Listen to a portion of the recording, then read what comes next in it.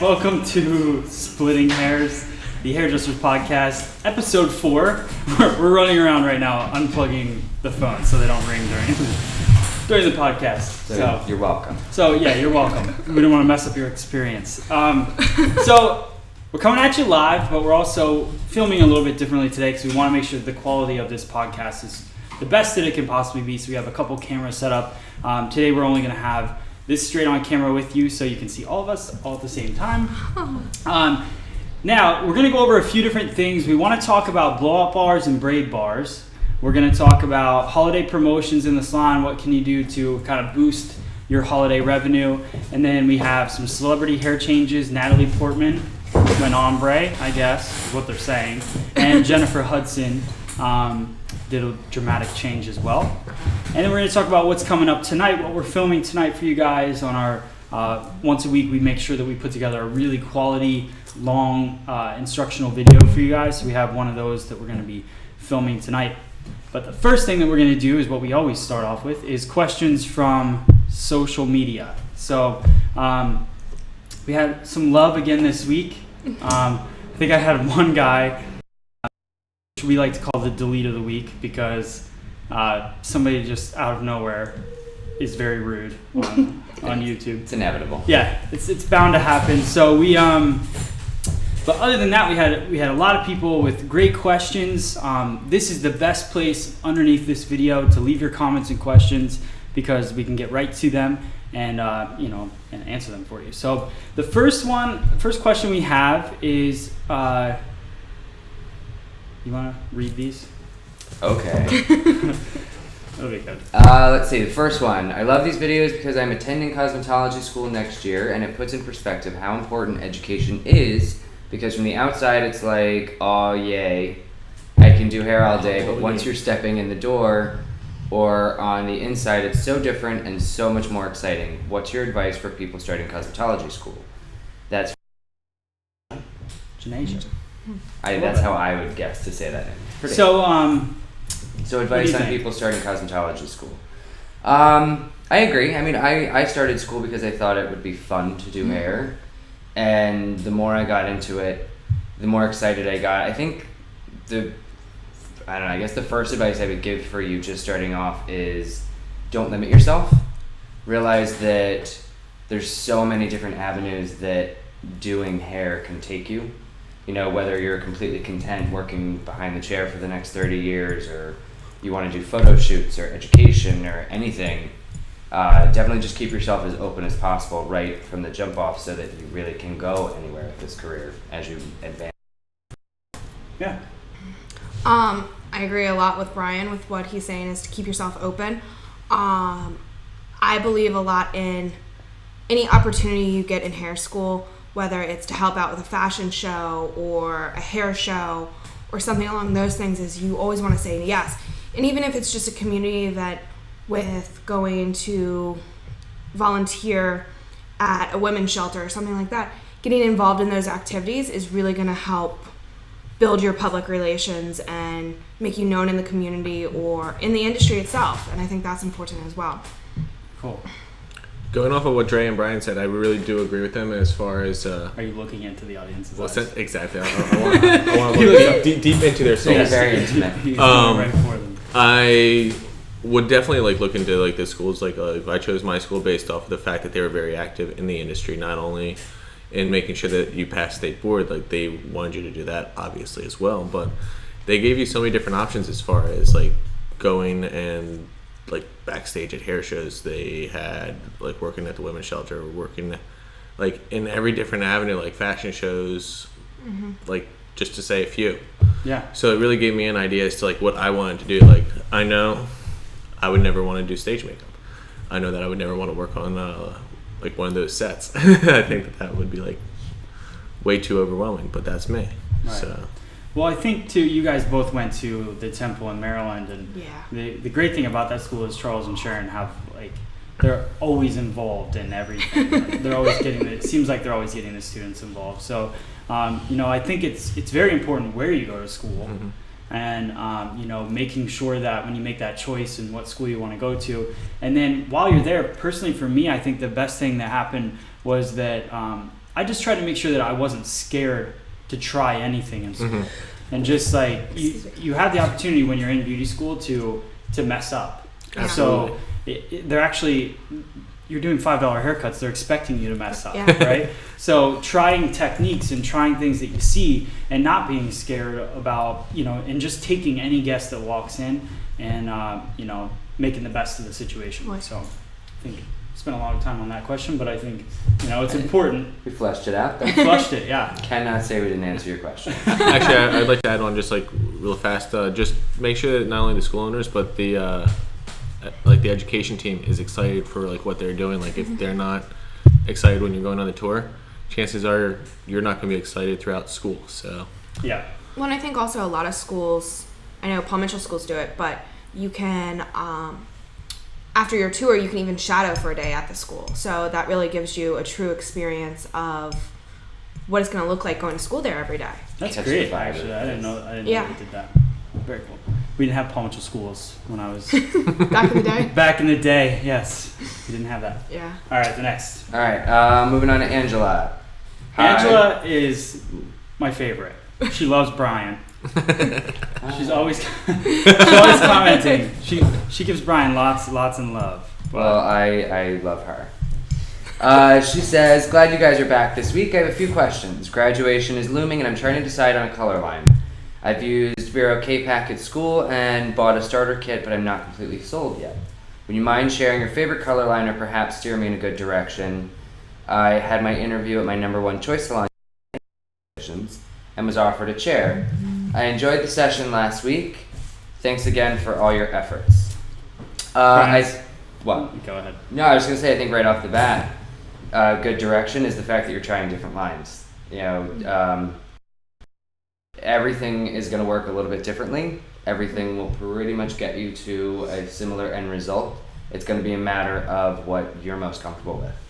And the other thing that Angela was talking about, she actually left another comment saying that she took a professional class from some line, I don't know what it was, but she said that she had a really bad experience in that class. And I think, when you are choosing your line and what you're saying, you want to make sure that not only is the product performing, but the people that are representing the company you respect and you look up to and you feel like you can learn from.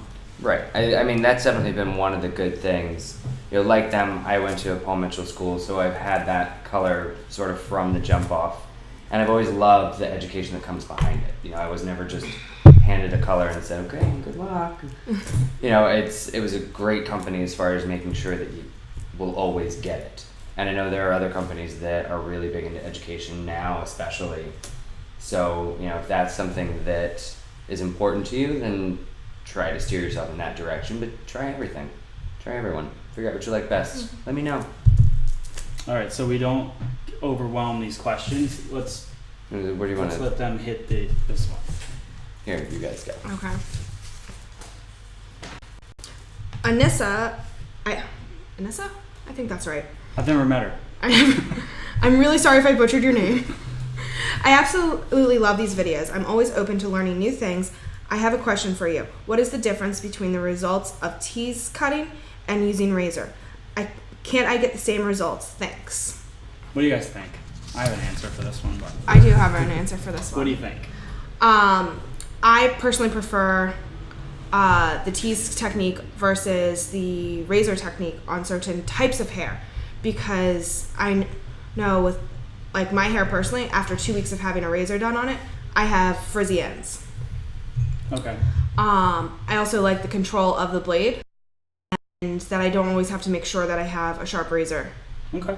in my... Which is a good point there, Yeah. because I do feel that razors have a bad name, but as long as you're spending the money and getting the blades, because if you think about it, we spend probably $30 every couple months sharpening our scissors, right? So something that you buy and then you use it 14 times on a haircut. Exactly. It's razor blades are $12 a pack, or maybe $20 a pack depending on the razor, I guess. But that's meant to be used one time. So a pack of razors is going to last you a couple months, just like sharpening your scissors. You're spending the same amount of money and you're keeping the quality of the hair. A razor blade is very, very sharp. It's not going to shred your hair up, but if you use it over and over again on the same hair type, you're going to. So it's kind of frustrating. Like, I think some people that don't use a razor correctly, like you're saying, it's gonna make the hair quality damaged. So it's giving razor cutting a bad name, but razor cutting is not a bad thing, right? Right. Yeah. But the tease cut, the difference for me is in the it's a very similar delivery, but I could never tease cut wet hair. Like, This is true. so if I'm looking for texture and movement within a haircut, I'm gonna use a razor on wet hair. And then if I'm looking for dry hair, it's like using a razor on dry hair. I don't want to use a razor blade on dry hair. It's not, so it's a same concept. You're just doing one on dry, one on wet for me, and one on cutting hair. Yeah. I don't think that you could go wrong with either, but definitely know the reason why you're using the razor for a razor haircut and why you're using the teasing technique for another haircut. Yeah, as long as you have the knowledge, which hopefully that kind of clarified that, then I think you're good. Yeah, because both techniques are going to cut the hair very differently. Like the teasing technique is going to be putting more of like internal layers or giving you like more of like a jagged effect, whereas I'm looking at like a razor haircut as taking like finer sections and having more of like a flow, if you will. Yeah. Well, I think that's the challenge too. Like, we look at razor cutting as a precise kind of thing, and a lot of people look at razor cutting as shredding layers into hair. So, it's just all about how you go about it. Yeah, I mean, if your razor's nice and rusty, then you're definitely going to be shredding some hair up. But your Mickey Mouse cup is staring at me. But it's smiling. I know. I'm like, that thing is just like, okay, what's the next one? Next question. From Aaron. How do you decide where the part line will be? I know it will vary person to person, but is there a rule of thumb? Okay, and the part line, they're talking about the Pompadour haircut. Okay. So it differs. it was a very yeah. They were talking about the Pompadour cut. We had a couple questions on that haircut, but just finding the part line. Head shape and the natural fall of it. I mean, it's one of those things, especially with guys. You're talking about the guy Pompadour cut? Yeah. You're going to be very hard pressed finding a guy that you can teach to retrain his part. Where that's going to fall is where he's probably going to let it fall forever. So don't ignore that on a guy. Like, I know with some women you can kind of be like, oh, let's move your part and this is how to style it. Guys, they're not going to fight it. Like, if that's where the part is, that's where it's going to be. Right. Go off that. Yeah, and you got to also look at the Pompadour doesn't technically really have. No, not when it's styled back. We really are working off the parietal, wherever that bend happens on their head, and based on the weight, the amount or the density, I guess, of their hair. If they have a high density of hair, you're probably going to want to take that line up a little bit higher on the parietal. And like, my hair is really fine, so we go a little bit deeper with it, so it allows more weight to be, on top of my hair. So I think you're right. It's based on the person, but just really working on the parietal and where you want that weight distribution in there. Yeah. Just, there's your rule of thumb. Figure it out on the parietal as far as how it needs to sit. Yeah. All right. What else we got? What's that brush called? And it has Pompadour video. Yeah, right it's next. also on the Pompadour video. What brush did we use for the style? The round brush Yeah. that we used for the front? Yeah. That was, I believe that was the Paul Mitchell Express Ion round. Was it the large? No, it was. Or was I thought it was the. or did you pick up the medium? I think I picked up the medium. It was a small. It very depends small, on the like, hair length. real small round brush. Yeah, Doesn't you want it to be small enough to put a little bit of curl into the hair, because the reason for using that smaller one, we wanted it to curl forward like ridiculous 80s bangs, so that when it's pushed back, that curl is still in there and kind of comes out a little bit before the Pompadour actually sweeps back. Yeah, I think that was definitely. I think we lost our camera there. That was definitely the main goal of the Pompadour, was to just get that kick. So we round brush it forward, get the kick back, and then watch it flip. So. Sweet. All right, we have another Pompadour haircut question. Love this haircut. How do you like the Paul Mitchell clippers? Can you change the blades? We also had a question about the heating up of the Paul Mitchell clipper. So we obviously all love Paul Mitchell. We've been working for Paul Mitchell for a long time. The clipper gets really hot. So I know we kind of have a breakdown of why that happens, but depending on what you're working with, I love the Pompadour clipper because of the power that it has. So that's why I like using it, and that's the one that I use. It is interchangeable with the austere clipper blades, the metal blades, so I like that as well. I think it makes it look more professional, and obviously those blades work the best. But as for heating up, that's the only challenge I have with the clipper, is that you got to keep using the cool down, or the cool lube from Austere, just to keep them cool so you don't burn your guest's head. Yeah, I mean, it's the trade-off with these clippers versus some of the others. The reason it heats up, did you want to go into that? Yeah. Okay. The reason it heats up so much is because it doesn't have the fan that some of the more traditional, like the Titans or the 76s have. So it's lighter. It's not blowing the little hair clippings everywhere because there is no fan, but the trade-off for that is that the blade gets hotter faster. Right. Which, I mean, it's half a dozen of one, Right. 6 of another. It's whatever you... it works fine for me because I use clipper work usually just a small amount in the men's haircut just to get myself started, so I don't use it for a long enough time that heat's a problem for me. But I know a lot of people will go and do a lot more work with clippers so that the heat might be an issue for them. Yeah, I think if you're spending over 15 minutes clippering and you're not interchanging your blades out, it's gonna get really hot. So you just gotta. The problem is you can't test these things out. So if I was recommending a clipper, I would base your decision on that. Are you using a lot of scissor over comb and a little bit of clippering, and you want a really powerful clipper that works really, really well, then go with the Paul Mitchell clipper. And also how comfortable you are with using the plastic guards, because you slap one of those on a blade and you're fine. Oh yeah, that's true too. Because that's not up against the head. Which is what it comes with, because it does come with a whole collection of plastic black clips, clip-on extensions for it. But I guess so. Once you go to the metal blades, then I would probably go with the more classic 76 or something like that. Yeah, and you can also be honest with yourself as far as like when you're doing the hair. You don't need the turbo on. You don't need the turbo for like every I haircut. barely ever use the turbo, but so if you're using the regular, it's going to be a lot less. yeah, we have to change cards over there. It's the camera. Technical Diva. difference. It is a diva. So all right, is that it for the questions? We have one more question. Okay, let's bust All this right. one out. Great blowout, Matt. Quick question. What's better for longer lasting curl? To curl set and let the hair on its own, or to hit it with a cool blast from a blow dryer while you have it set with the round brush, then roll it out? So this is an awesome question, actually. So basically the difference between putting in a pin curl set or hitting it with a cool shot with the round brush and then kind of twisting your hand out. What I did write them back, two reasons for me. The pin curl clip, that's helping you keep organized and keeping out of the way.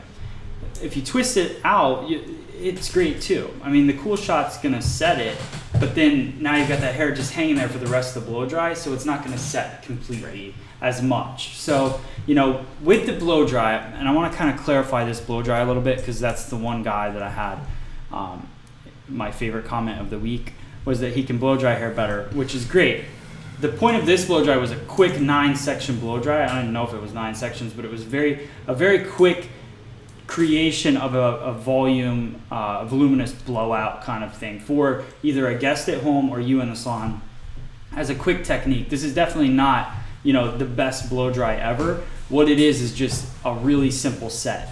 So I like the pin curl clips in this specific set because we were using bigger sections, so it allowed it to cool time, and I wasn't getting tangled up in the rest of the hair as I was working through. So with this particular blow dry, I like the pin curl set. If I'm working in the salon, then sometimes I will twist the brush out and hit it with the cool shot as well. So do you guys have anything? I know you guys like the round brush. So I don't like cool shotting personally, just because I don't like cooling down my brush. I like my brush to get as hot as possible, so it acts like a smoothing iron. And I just have this weird thing about cool shot undoing that. Well, what also I like about the pin curl clips versus the cool shot is, even if you are being careful of not going and working in your space and whatnot, if you use the cool shot and you twist out the hair, there's still a chance that the hair is going to heat up again by just working Just being Around it. around it. Yeah. So what I like about the pin curl clips is even if that hair does get heated up again, it's still cooling back in that same shape. Whereas if you use the cool shot, it's now cooling again in a shape that you didn't originally want. Right. Cool. All right. All right. That's it for questions. All right, that's it for the questions. So we have a couple industry topics. I want to talk about two things. One thing Thad told me about was like a steam blowing flat iron, which which I think it's Babyless. Is that how you say it? Babyless, whatever. I don't know. But I did try to contact the company to see if we can try this thing out, because obviously steaming your clothes when you iron them works really well. But I don't understand. Hair fabric is something that, I don't know if it reacts the same, but I doubt it. Yeah. So I think clothes are a little bit stronger than hair fabric, and I think anytime you're adding a lot of moisture to the hair, so that worries me, but I would love to see the result of it. I don't know. Yeah, I'm very interested in knowing the result, but it seems like a huge contradiction to everything we know about smoothing hair and humidity with smooth hair, or humidity with anything like with like changing the structure of the hair. Right. So it's interesting, and I want to get my hands on it and try it out. So hopefully we can get back to you guys on that. The other thing that we sent out to check out is this thermo cutting system from Jaguar, which is having me. I'm laughing about this because some guy is charging $125 more for a haircut with this scissor, which is basically a scissor that is heated. So it's supposed to close the cuticle as you cut, and tests are saying that it works, which is cool. And they're charging more money for the haircuts with this scissor. So another interesting thing, I don't know. We had 2 people cut themselves yesterday in the salon. Well, actually, you cut yourself out of the salon, but so we have 2 finger injuries, and I would hate to cut myself with this heated up scissor. Oh my God. I can't even imagine holding it in my hand. So another thing I'm looking forward to getting our hands on, because it's also, let's see if I can. I'll cut myself. Is there an with it when image we of get it? I'll post up an image when I redo the video, and I'll show it. But it's basically a corded scissor, so it has a cord. I don't know, and hopefully Freestyle Systems will maybe attach that to it, so we can have the hanging heated scissors as well. So we'll see about that. But there wasn't a ton of new things going on in the industry. The funny thing about our industry is we're doing a lot of research for this show, but it's not. People aren't putting new stuff out. It's like every company puts out the same thing on a quarterly basis. So trying to find new things and new products to try out. There was 2 things I wanted to do. Can you grab the 2 dry shampoos that we have? So we have a couple dry shampoos that we use in the salon. Well, most of the time we use Paul Mitchell dry wash, which we love. And so the big thing with companies now, what I wanted to kind of go over real quick, was that they're talking about dry shampoos, and it's almost gone. Nice. But it's basically that there's no white residue on it. So I want to talk about the benefits of that, because that seems to be the selling point for everyone. And I'm like, well, I've never really had the issue where I've seen a lot of white residue. I don't know if you guys have, but both of these state that they don't leave white residue. They don't, and they're both seem to be great. We have Surface, Trinity Dry Shampoo, and Paul Mitchell Dry Wash. Both great products. Surface kind of sent this over, so we've been testing their products out a little bit. But and Paul Mitchell Dry Wash we've been using since it came out. So both great. What do you think? What's your favorite thing about dry wash? I love, one, the smell, which is completely irrelevant, but I do love the smell of it. It's kind of irrelevant, but it's what every guest cares about. For us, it's not what we look for, but the guests, they will buy it just because of the smell. Yeah. Being a guy with short hair my whole life, I never really knew much about dry shampoos, because I know for a long time it was a big industry faux pas to even talk about it, and now everyone's got their own version of it. But I have friends who've been avid dry shampoo users for years and say they love just that it actually does what it's supposed to without caking up or making that weird pancake dough on the scalp kind of thing. So it's been great for doing exactly what it says it's supposed to. Yeah. And so it's funny because I watch people sell this, not us, but sales consultants. So basically they take it and they'll spray it. Can you spray that on I was gonna say spray it on Brian. on the black cloth? So no white residue, right? Is this one gonna spray? I don't know. We might have to grab a new one. Look, no white residue either. Yeah, not even product actually. Yeah, there we go. We're gonna use it. That's on it. That's on it. There we go. Very nice. Wetter. True story. Yeah. So our test concludes that was a little wetter. They both smell delicious. Yeah. And Smells good in here if now. you're gonna have 3-day-old hair and you're gonna use this on Yeah. it, then you definitely want something that smells good, right? This is very true. Basically, I think that's what I've heard from dry shampoos. Everyone's talking about selling it with no white residue. I don't think it's that big of a deal. I think it was more of a powdery residue before anyways, and it worked into your hair, so it wasn't like, so I don't. Well, what the powdery residue leaves is the hair's not as shiny and it looks kind of dull Okay. after that. And I always felt that it was very old lady like, because it like almost puts a cloud over your hair. Yeah. Okay. So that's the big thing with the no white residue. And if we jump back to like the blowouts, like this is great to like put in like right after you've just done a blowout to give it a little bit more volume, a little bit more texture. Yeah. So- Really, like especially during a blowout, if you want to really get that texture in there, and lighten up the hair, these products both worked really well. So. Well, and I even love it for doing up styles. It's a great add-on tool for that. True story. True story. All right, let's get into 2 more things real quick, and then we're gonna get ready for our day.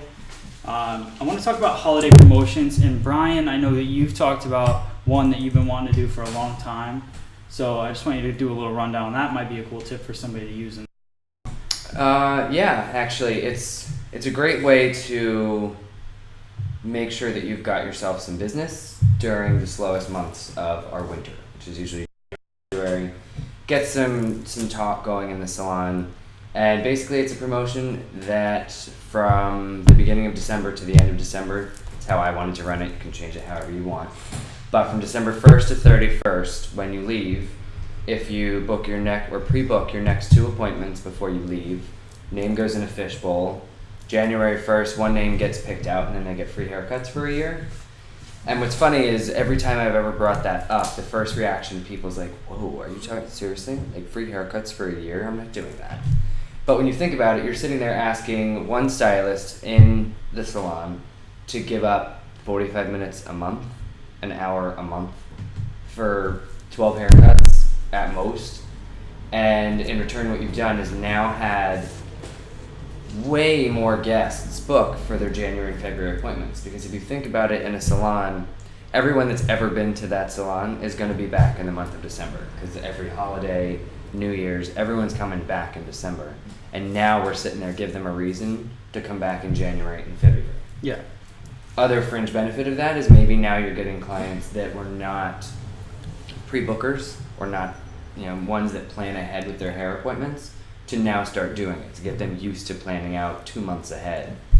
And it's very beneficial. And we kind of touched on it last week, I think, but it's really taking your busy time, the busiest time in the salon, whether it's today is your busiest day or the month of December is your busiest month, and being smarter about the way you go about business. Because we're in a business, if you're busy, usually that's when customer service lacks, all these different things. You don't rebook people, you don't upgrade services.